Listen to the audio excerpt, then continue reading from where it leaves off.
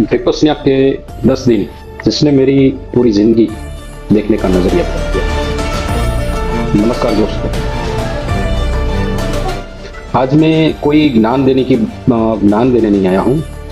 मैं सिर्फ अपने जीवन का एक ऐसा अनुभव आपके साथ साझा करना चाहता हूँ जिसने मुझे अंदर तक बदल दिया।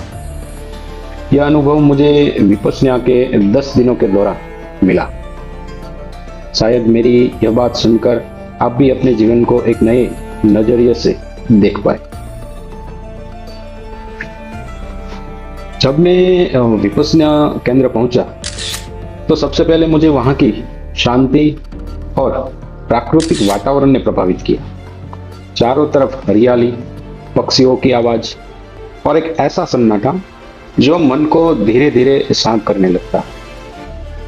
पहले ही दिन हमारा मोबाइल फोन, पैसे और बाकी सब सामान जमा कर लिया जाता है। इसका उद्देश्य सिर्फ इतना होता है कि अगले 10 दिनों तक हम बाहरी दुनिया के शोर से पूरी तरह अलग होकर अपने भीतर की दुनिया को देख सके। वहां 10 दिनों तक मौन का पालन करना होता है।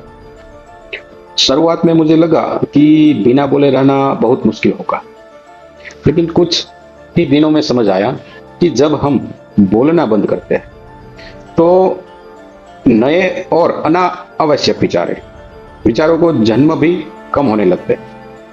हम जितनी बातें करते हैं उतने ही नए विचार पैदा होते हैं।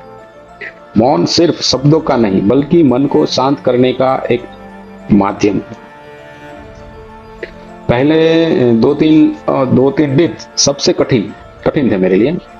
घंटों तक आंखें बंद करके ध्यान करना पड़ता था। शरीर में दर्द होता था और मन बार बार भागता था, क्योंकि दिमाग के पास करने के लिए कोई काम नहीं था। इसीलिए वहां लगातार विचारों में उलझा रहता था। धीरे धीरे मेरे बचपन की यादें सामने आने लगी। जीवन की छोटी बड़ी घटनाएं, लोगों से जुड़ी बातें, किसी का दिल दुखाया हो, अपनी गलतियां, अपनी सफलताएं और असफलताएं। ऐसा लगा जैसे मेरे जीवन की पूरी फिल्म मेरी आंखों के सामने से चल रही हो। फिर मेरा मन भविष्य में भागता, कल्पनाएं करता, डर पैदा करता और फिर वापस अतीत में लौट आता। लेकिन जब पांचवें दिन मेरे साथ कुछ ऐसा हुआ कि जिसे मैं शायद जीवन भर कभी भूल न पाऊंगा।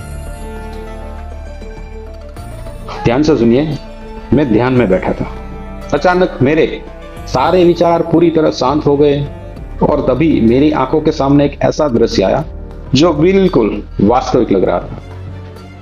मैंने देखा मेरे मम्मी और पापा इस दुनिया में नहीं रहे। उनके अंतिम संस्कार की पूरी प्रक्रिया मेरी आंखों के सामने चल रही थी। ऐसा लग रहा था जैसे मैं सचमुच उस पल को जी रहा हूं। उस समय मेरी आंखों से आंसू रुकने का नाम नहीं ले रहे थे। मेरा गला पड़ गया था। लगभग 1 घंटे तक मैं लगातार रोता रहा। आखिर में मुझे जेब से रुमाल निकाल कर अपने आंसू पोंछने पड़े।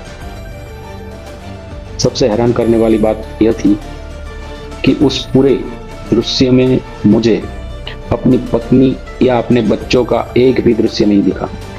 सिर्फ और सिर्फ मेरे माता पिता दिखाई दिए। उसी क्षण मुझे जीवन का एक बहुत बड़ा सत्य समझ में आया।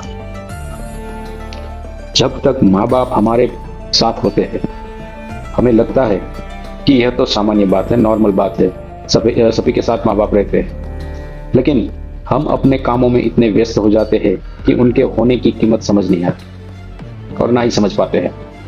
लेकिन अगर एक पल के लिए भी उनकी गैर मौजूदगी की कल्पना करें तो एहसास होता है हमें कि हमारे जीवन की सबसे बड़ी ताकत वही है।